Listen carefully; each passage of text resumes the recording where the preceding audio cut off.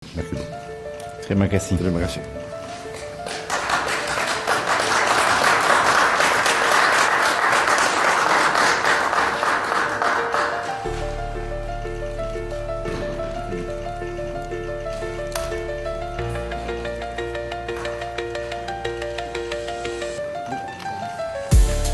Saya menyampaikan terima kasih yang sebesar-besarnya, penghargaan yang setinggi-tingginya atas penerimaan yang begitu besar, yang begitu baik, penuh kehormatan untuk saya dan delegasi saya.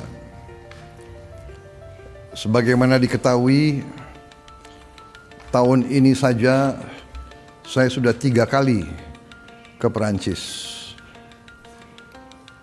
Dan tahun lalu Indonesia mendapat kehormatan besar, diundang bisa ikut dalam defile 14 Juli, hari kebangsaan bagi Republik Perancis. Ini saya kira kehormatan sangat besar. Mungkin kita negara Asia pertama yang défilé di benua Eropa. Je suis très heureux d'accueillir aujourd'hui à Paris le président de la République d'Indonésie et je le remercie d'avoir accepté mon invitation. Halo guys, selamat datang kembali. Sadar nggak sih, di tahun 2026 ini, Presiden Prabowo Subianto tercatat sudah bolak-balik ke Prancis sampai 3 kali. Yap, kunjungan resmi kenegaraan terbaru beliau pada 28 Mei 2026 ke Istana Élysée, Paris, sukses mencuri perhatian dunia. Pertemuan antara Presiden Prabowo dan Presiden Emmanuel Macron kali ini bukan cuma sekedar formalitas diplomatik biasa, tapi penuh dengan momen unik, chemistry yang kuat, dan keputusan tak terduga yang bakal berdampak langsung ke dunia pendidikan kita. Penasaran apa saja gebrakannya? Tonton video ini sampai habis. Je le remercie d'avoir accepté mon invitation pour cette visite d'État. Elle intervient 1 an exactement après celle que j'avais effectuée en Indonésie. Preuve de la dynamique exceptionnelle. Tapi sebelum kita bahas poin seriusnya, kita harus kuliti dulu nih momen penyambutan kenegaraan yang super keren dan beda dari biasanya. Pertama, gaya Presiden Prabowo saat tiba benar-benar karismatik. Beliau turun dari mobil Mercedes Maybach putih mengenakan setelan jas abu-abu dan peci hitam. Karismanya langsung terpancar.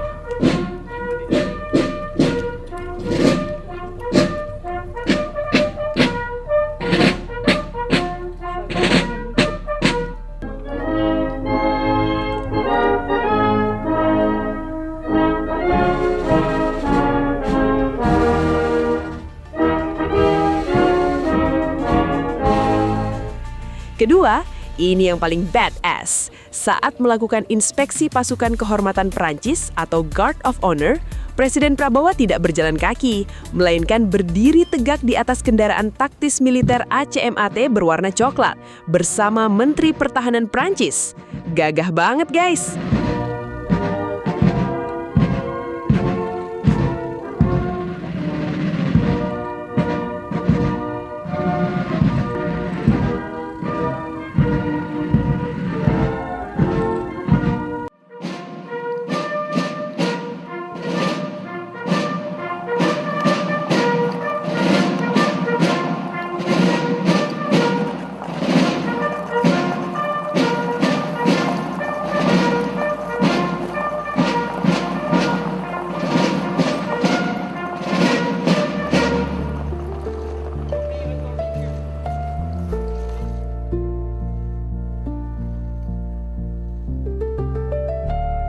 Dan yang ketiga, ada momen keakraban yang hangat banget. Begitu tiba di pelataran istana, Presiden Macron menyambut hangat Prabowo dengan pelukan erat. Dan yang menarik perhatian, Ibu Negara Prancis Brigitte Macron menyambut Presiden Prabowo dengan gestur mengatupkan kedua tangan, sebuah bentuk penghormatan santun yang sangat akrab dengan budaya Indonesia. Di sini, Prabowo juga didampingi oleh putranya, Didit Hedi Prasetyo.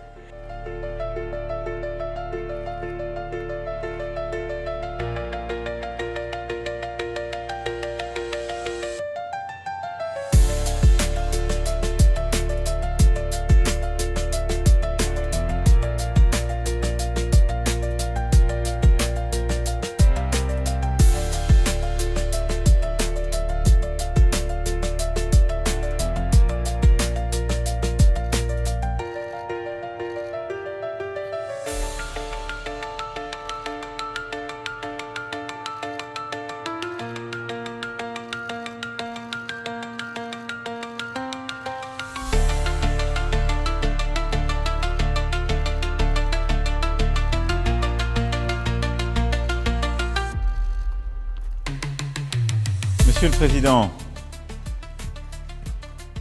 cher Prabowo Subianto, mesdames... Nah, masuk ke sesi pernyataan resmi, Presiden Emmanuel Macron menyampaikan beberapa poin krusial yang menegaskan posisi penting Indonesia di mata Prancis. Pertama, Macron mengumumkan peningkatan status hubungan Indonesia-Prancis menjadi kemitraan strategis komprehensif. Yang kedua, di sektor pertahanan, Macron menyoroti progres pengiriman jet tempur Rafale untuk Indonesia dan rencana latihan militer bersama lewat misi udara Pegas pada September 2026. Ketiga, kerjasama global. Macron memuji peran aktif serta upaya mediasi dari Presiden Prabowo dalam menjaga perdamaian dunia, termasuk konflik Rusia-Ukraina dan ketegangan di Timur Tengah. Les crises internationales en Europe, au Moyen-Orient, en Asie mettent à l'épreuve la sécurité collective du monde, la résilience aussi de nos économies. Yang saya hormati, Giliran Presiden Prabowo yang memberikan sambutan, beliau langsung meluncurkan gebrakan yang bikin publik terkejut sekaligus bangga. Poin pertamanya cukup unik, Prabowo sempat berkelakar santai. Tahun ini saja saya sudah 3 kali ke Prancis. Ini membuktikan hubungan bilateral kita memang lagi erat-eratnya. Terlebih Indonesia sempat diundang ikut parade militer Bastille Day pada tahun 2025 lalu, menjadi negara Asia pertama yang melakukan defile militer di Eropa. Assalamualaikum warahmatullahi wabarakatuh. Secara garis besar, keterangan kedua pemimpin ini membahas peningkatan hubungan bilateral kita menjadi kemitraan strategis komprehensif. Poin-poin penting yang dibahas mulai dari kelanjutan kerjasama pertahanan seperti jet tempur Rafale, kerjasama ekonomi dan investasi, transisi energi, hingga komitmen bersama dalam menjaga perdamaian dunia, termasuk posisi tegas Indonesia mengenai solusi 2 negara untuk Palestina. Nah, daripada penasaran dan agar kalian bisa menangkap langsung poin-poin penting serta suasana diplomasi kedua pemimpin ini secara utuh, yuk langsung saja kita simak video keterangan resmi selengkapnya berikut ini. Monsieur le Président, cher Prabowo Subianto, mesdames, messieurs les ministres, mesdames, messieurs les ambassadeurs, mesdames, messieurs. Je suis très heureux d'accueillir aujourd'hui à Paris le président de la République d'Indonésie. Et je le remercie d'avoir accepté mon invitation pour cette visite d'État. Elle intervient 1 an exactement après celle que j'avais effectuée en Indonésie, preuve de la dynamique exceptionnelle de notre relation. Et cette dynamique s'appuie sur une amitié ancienne entre nous, entre nos 2 pays, et une transformation profonde de cette relation durant les dernières années.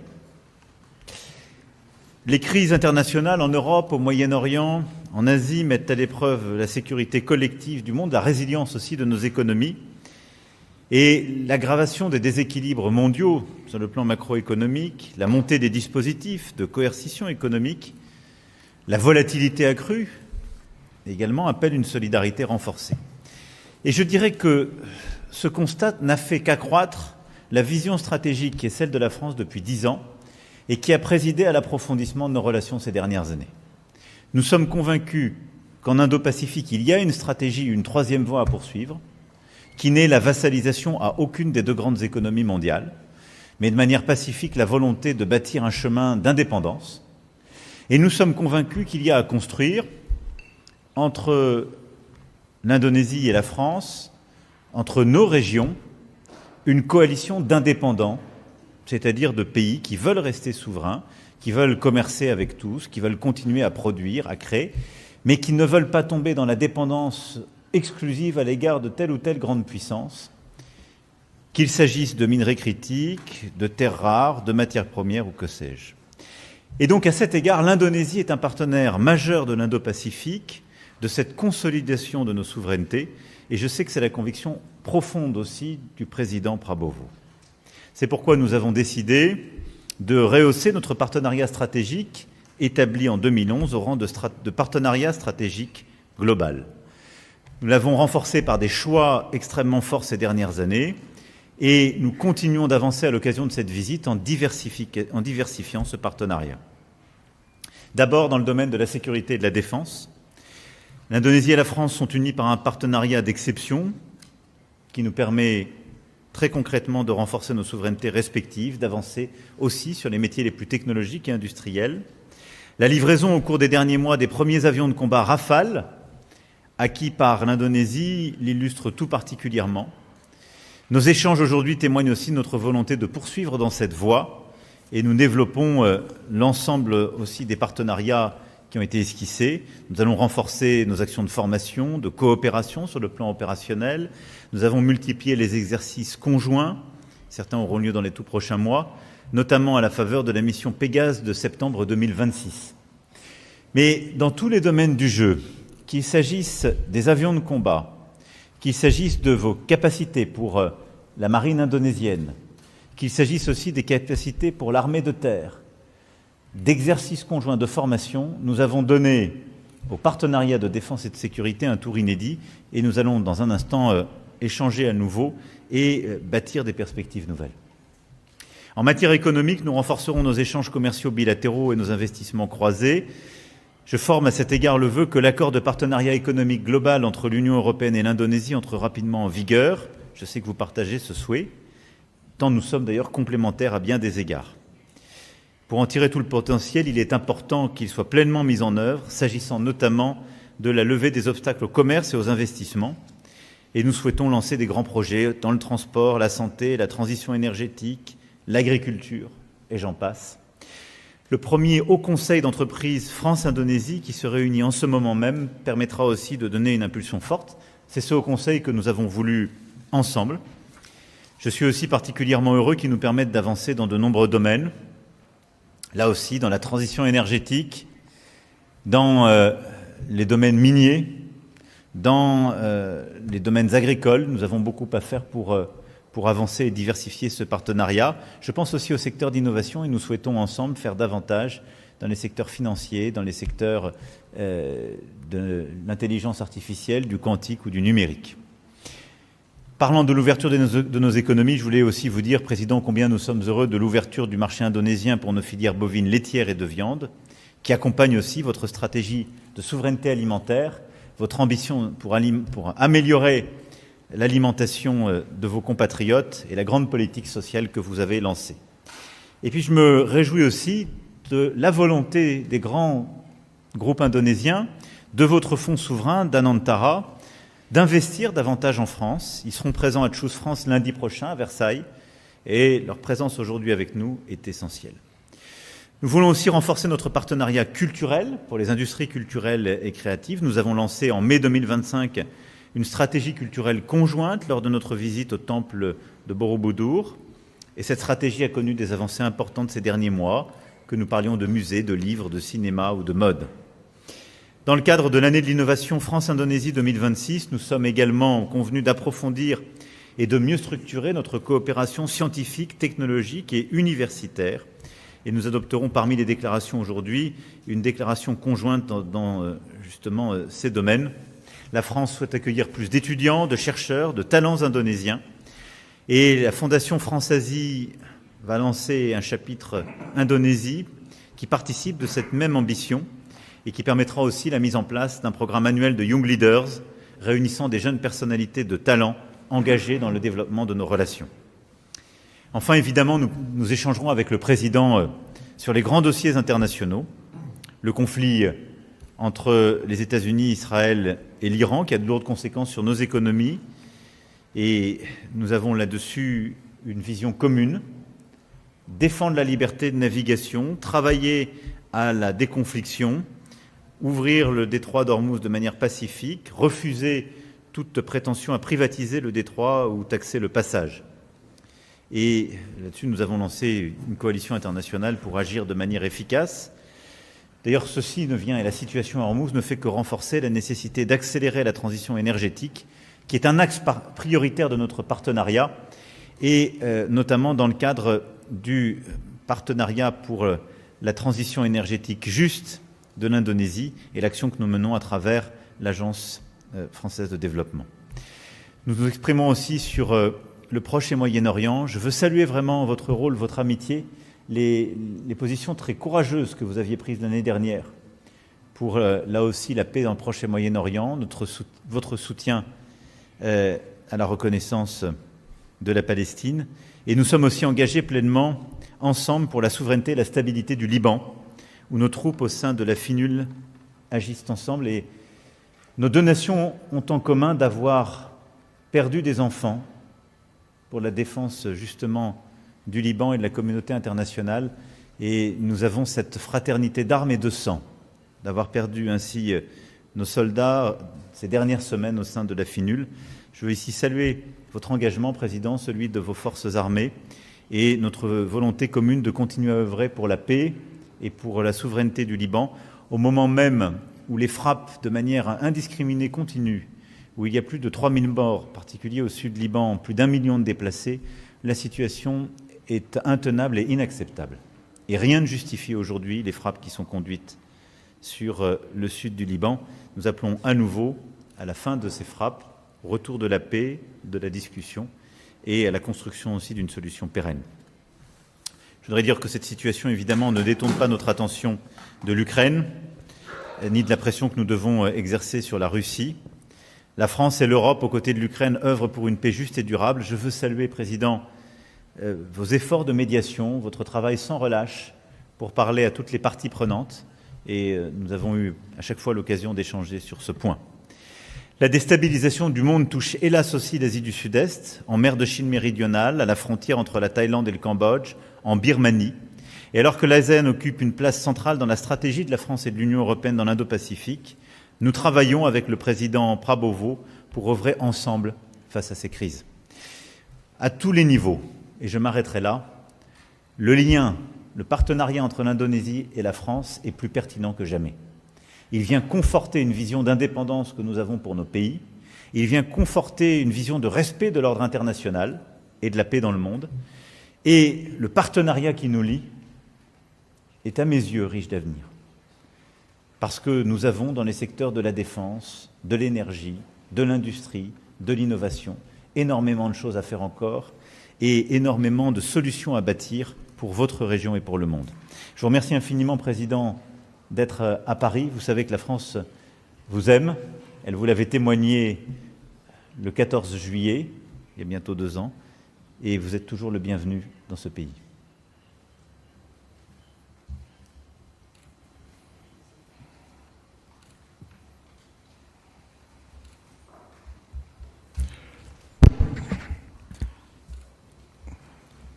Yang saya hormati, Yang Mulia Presiden Emmanuel Macron, Presiden Republik Prancis, para menteri dan pejabat tinggi Prancis dan Indonesia yang saya hormati, rekan-rekan media yang saya muliakan. Salam sejahtera bagi kita sekalian, bonjour, assalamualaikum warahmatullahi wabarakatuh. Pertama-tama saya menyampaikan terima kasih yang sebesar-besarnya, penghargaan yang setinggi-tingginya atas penerimaan yang begitu besar, yang begitu baik, penuh kehormatan untuk saya dan delegasi saya. Sebagaimana diketahui, tahun ini saja saya sudah 3 kali ke Perancis. Dan tahun lalu Indonesia mendapat kehormatan besar, diundang bisa ikut dalam defile 14 Juli, hari kebangsaan bagi Republik Perancis. Ini saya kira kehormatan sangat besar. Mungkin kita negara Asia pertama yang defile di benua Eropa. Saya sependapat, Yang Mulia, hubungan Indonesia dan Perancis berada di tingkat menurut saya yang terbaik selama ini.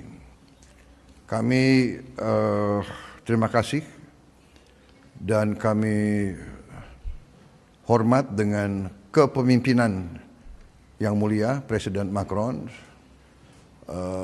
Kepemimpinan Presiden Macron di dunia internasional terasa bahwa Presiden Macron, Republik Perancis, selalu berani mengambil sikap yang positif, sikap yang tegas, sesuai dengan prinsip-prinsip yang dipegang oleh Republik Perancis. Dalam beberapa hal, Indonesia dan Perancis memiliki sikap yang sama, dan saat ini hubungan bilateral kita sangat baik. Ini tidak lain adalah karena dukungan langsung dari Presiden Macron. Di bidang pertahanan hubungan kita sangat baik. Di bidang kerjasama sains dan teknologi juga sangat baik. Di bidang pendidikan kita ingin lebih ditingkatkan lagi. Sekarang saya sudah instruksikan bahwa semua tingkatan sekolah-sekolah Indonesia harus belajar bahasa Perancis, melihat perkembangan dunia ke depan. Kita yakin di keadaan global yang penuh ketidakpastian, penuh ketegangan, penuh konflik, kedua negara kita bisa mainkan suatu peranan yang positif. Indonesia selalu akan mendorong semua usaha untuk memelihara perdamaian. Di dunia sekarang, di mana bumi sudah semakin kecil karena sains dan teknologi, perang dan konflik tidak mungkin membawa kebaikan untuk siapapun. Karena itu kami sangat gembira bahwa kita sekarang sudah punya comprehensive strategic partnership, dan kita tentunya akan lihat dalam saat yang mendatang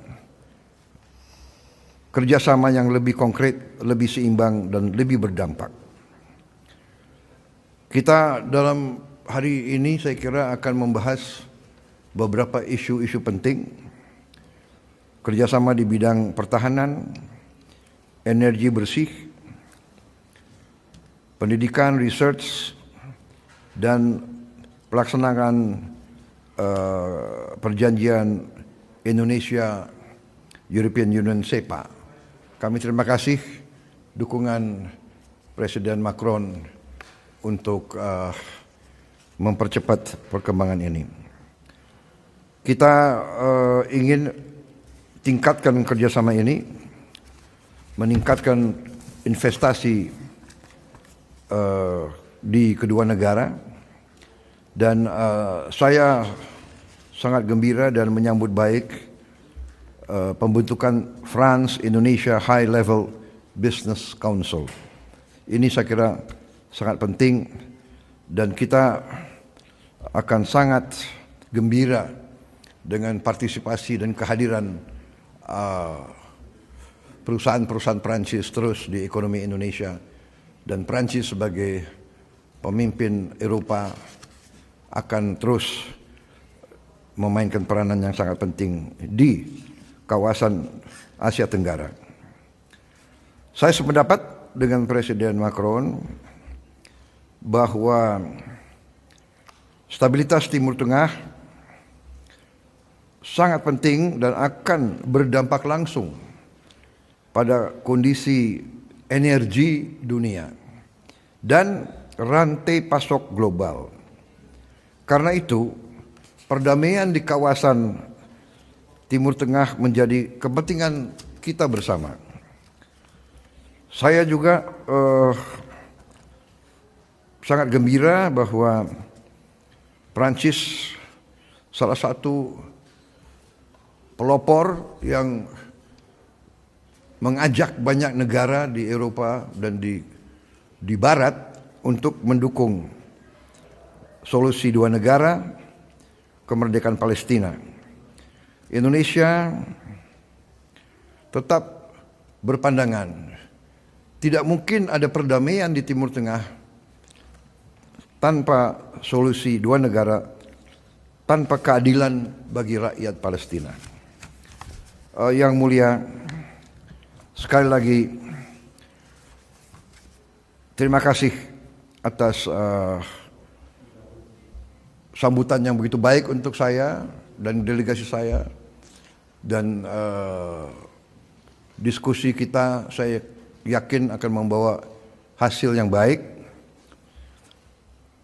Indonesia memandang Prancis dan Eropa sebagai kekuatan dunia yang penting, dan kami ingin melihat peran Prancis dan Eropa semakin kuat, semakin kokoh, sehingga kita bisa kerjasama dalam keadaan dunia yang multipolar. Kami yakin bahwa keadaan multipolar itu akan membawa keadaan seimbang dan akan mendukung perdamaian dunia. Jadi yang mulia, sekali lagi saya sangat gembira hari ini. Sewaktu saya masih muda, tiap kali saya ke Paris saya selalu ke Invalides. Hari ini saya diterima dengan kehormatan yang begitu besar. Terima kasih sekali lagi. Semoga Indonesia dan Prancis terus melangkah maju dengan arah yang jelas, komitmen yang kuat. Terima kasih. Merci beaucoup. Mesdames et messieurs. Merci beaucoup. Terima kasih. Terima kasih.